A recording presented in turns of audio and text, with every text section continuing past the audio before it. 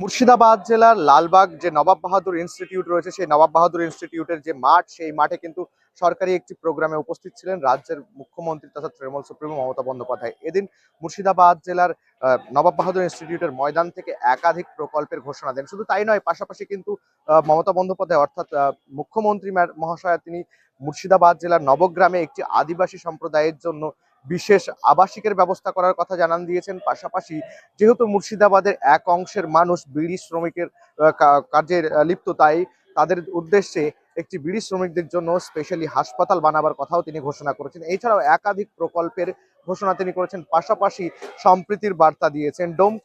মুর্শিদাবাদ জেলার বেলডাঙ্গার সাম্প্রদায়িক দাঙ্গার কথাও তুলে ধরেছেন। যেমন একদিকে প্রশাসনকে সাধুবাদ জানিয়েছেন, আরও একদিকে কাটরা মসজিদের নরকীয় হত্যাকাণ্ডের কথাও তিনি তুলে ধরেছিলেন এই মঞ্চ থেকে। পাশাপাশি এই মঞ্চ থেকে নাম না করে বিজেপি অর্থাৎ ভারতীয় জনতা পার্টিকেও তীর দাগতে ছাড়েননি তৃণমূল সুপ্রিমো তথা রাজ্যের মুখ্যমন্ত্রী মমতা বন্দ্যোপাধ্যায়। দেখে নেব সমস্ত কিছু। মুর্শিদাবাদ জেলার লালবাগ থেকে ক্যামেরায় হোসেনুর হোসেন দীপু ও রুবেল শেখের সঙ্গে রফিকুল ইসলাম, বিগ নিউজ।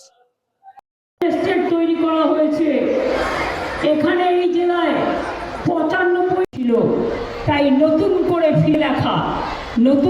ফিরে দেখার জন্য এবং এই স্কুল প্রাঙ্গণ নবাবদের যে ইনস্টিটিউশন তার 200 বছর পূর্ণ হতে চলেছে, তাই তাদের অভিনন্দন জানাবার জন্য আমি আজকে তাদের দুয়ারে এসে উপস্থিত হয়েছি।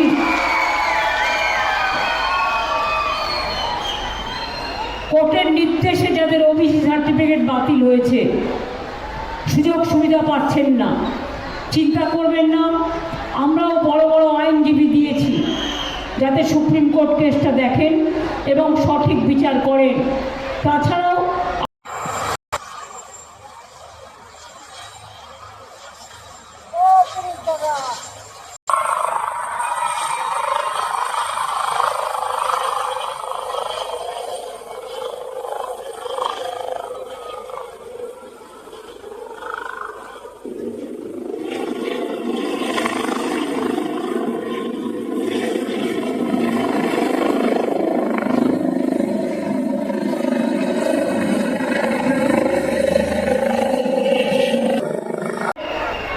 কৃষি বিমা করে দিয়েছি আমরা, বিনা পয়সায় জমিতে বন্যায় নষ্ট হয়ে যায়, পোকা ধরে, ক্ষতি হয়,